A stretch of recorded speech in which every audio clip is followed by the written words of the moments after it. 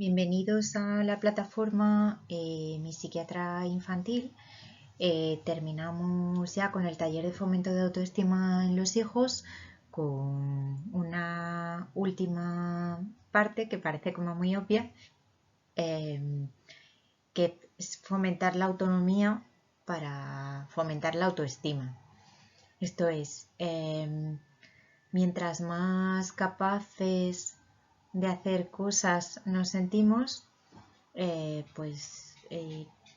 nuestra estima se siente más favorecida o tenemos una imagen de nosotros mismos más potente.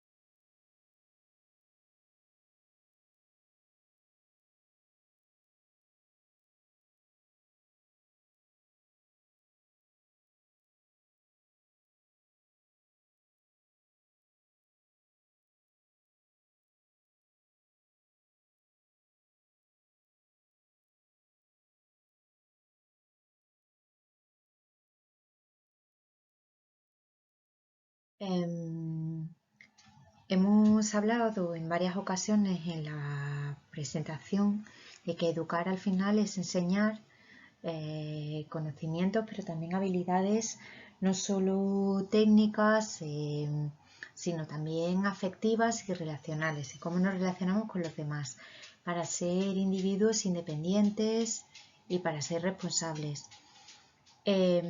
Necesitamos para para sentirnos bien con nosotros mismos, tenemos que tener oportunidades para explorar, sabiéndonos protegidos, seguros, mirados, pero tenemos que tener esas oportunidades.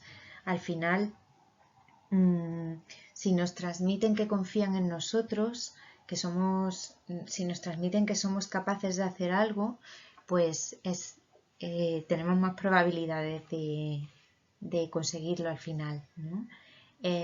Por eso la confianza de los padres transmite seguridad a los hijos. Hay un efecto de todos conocidos que en educación tienen muy en la cabeza, que es el efecto Pigmalión, que viene a consistir en que si nos creen capaces vamos a tener más oportunidades de éxito, ¿no? Se han hecho experimentos en este sentido, predisponiendo a educadores respecto a las capacidades de los futuros alumnos, y demostrando que esas expectativas preconcebidas que tenían sobre ellos, pues luego hacían más o menos fácil el éxito. Por tanto, en nuestra vida, asumir cada vez más tareas y más responsabilidades dentro de lo razonable, repetimos siempre, nos hace sentir capaces. Así es que sin caer en la normatividad esta que impera de que a los 2 años todos los niños tienen que ser capaces de hacer esto y esto, sin caer en eso, tenemos que tender a fomentar la autonomía de nuestros hijos, según su edad, su momento evolutivo, más que su edad, y por supuesto su capacidad, como hemos repetido tantas veces.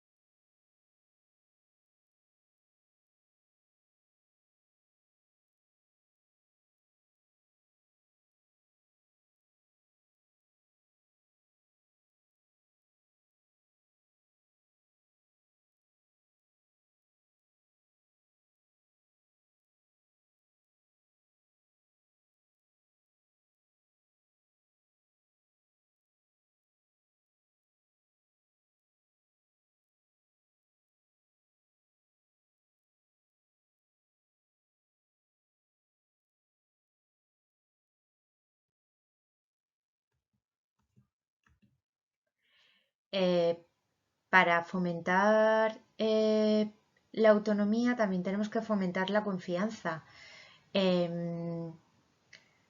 Tenemos que enseñar habilidades, señalar los logros y los éxitos que conseguimos, ¿no? Nos acordamos de la exposición anterior de esos jefes que no nos reconocen los logros y lo mal que nos sienta, pues a los niños les pasa igual, ¿no? Y una frase muy típica de los niños es que siempre me dices lo malo, o es que cuando hago algo bien no me lo dices, ¿no? Y también participando de las responsabilidades de la familia como una manera de integrarlos en ella, ¿no?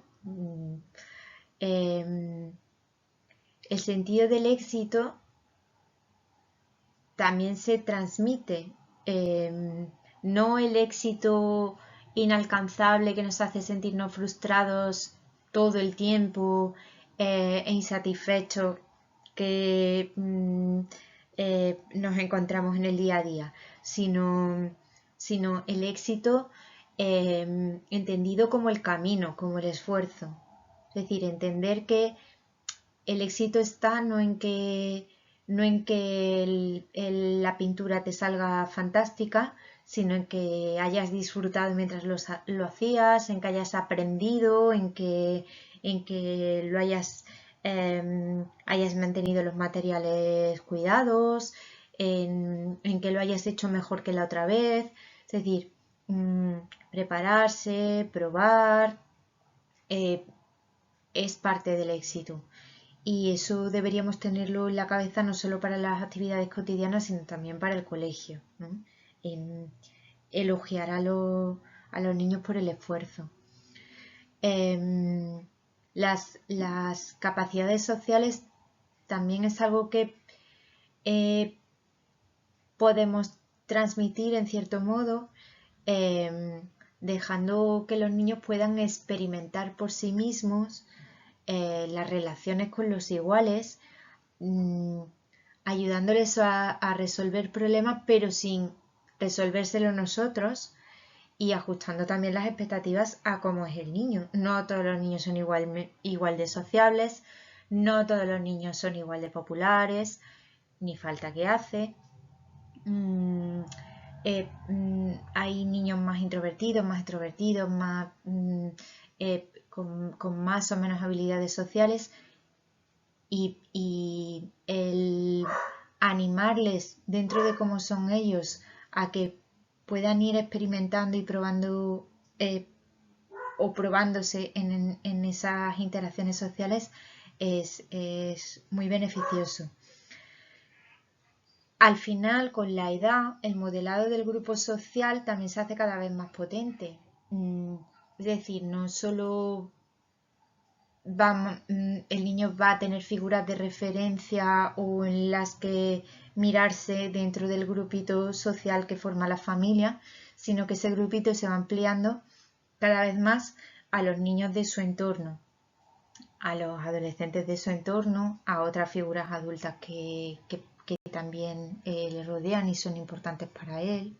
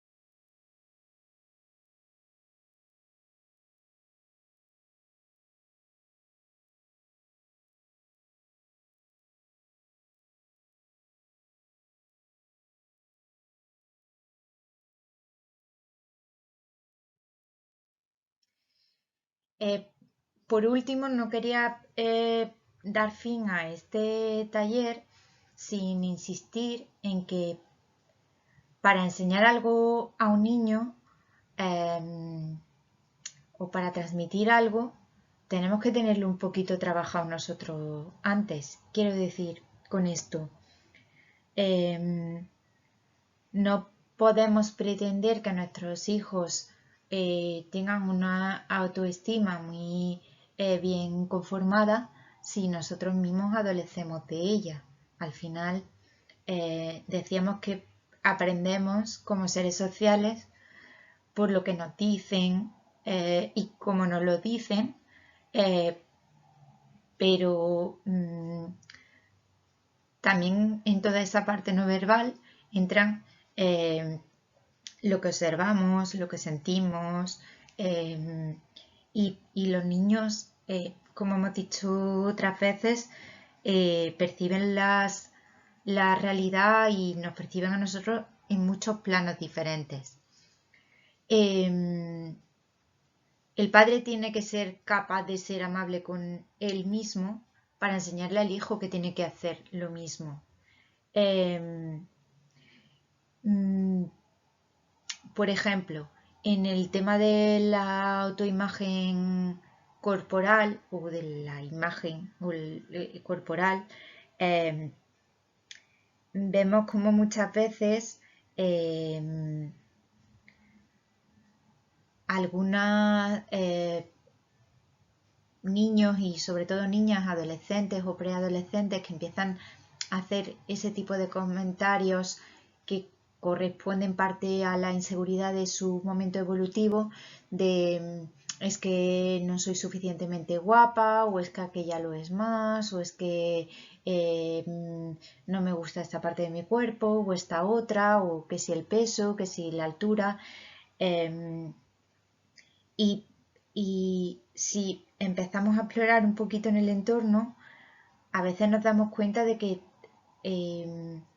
esa inseguridad también está en el entorno. También a veces los papás transmitimos esa inseguridad en nosotros mismos cuando hacemos comentarios del tipo de es que yo soy muy feo, o es que yo estoy muy gordo, o es que yo hago...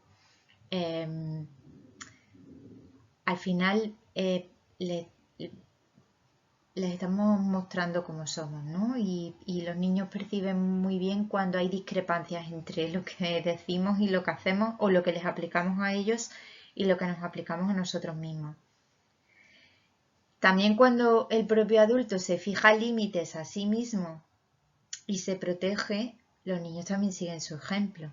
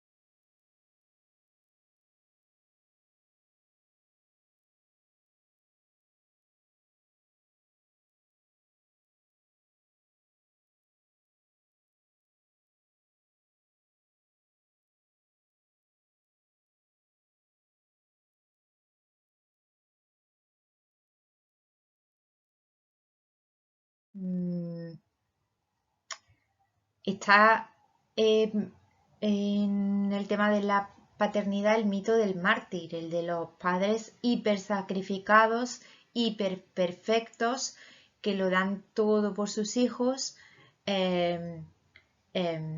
muchas veces sin tener en cuenta a sus hijos, pero bueno, y esto es un mito, es una equivocación.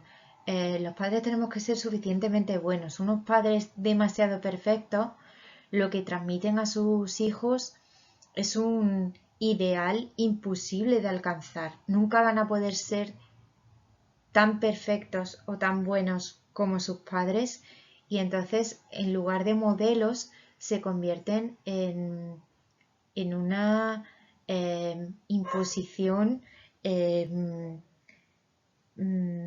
muy perversa en el fondo. Los padres tenemos nuestras propias necesidades y deseos, necesitamos nuestros propios espacios de adulto, de pareja, de amistad, de hobbies, y enseñar a nuestros hijos a tenerlo. Da mucha pena cuando a veces le preguntas a los niños qué quieren ser de mayores y qué quieren hacer de mayores y te dicen que no quieren ser padres porque ser padres es muy duro, porque los padres cuando tienen hijos lo pasan muy mal. Entonces, al final, el padre que no tiene espacios para sí mismo o que no se cuida dentro de los pocos espacios que tenga, le está transmitiendo al niño que es una carga. Y esto es muy difícil de asimilar, de tragar. Por otro lado, cuando atravesamos situaciones difíciles, hablamos de nuestras propias emociones, si no estamos bien lo reconocemos y lo explicamos y nos mostramos vulnerables como somos a veces, desculpabilizando al niño cuando no tiene responsabilidad en ello, por supuesto. El hablar de nuestros logros, de nuestros fracasos, el reconocer cuando nos hemos equivocado, el ser capaces también de pedir perdón si lo hemos hecho mal, es una enseñanza muy potente porque estamos transmitiendo al niño que se puede hablar de emociones, que se puede hablar de lo negativo también, y eso es una experiencia que no se aprende en manual. Y al final, eso que se percibe pero que no se dice, al final tiene mucho poder.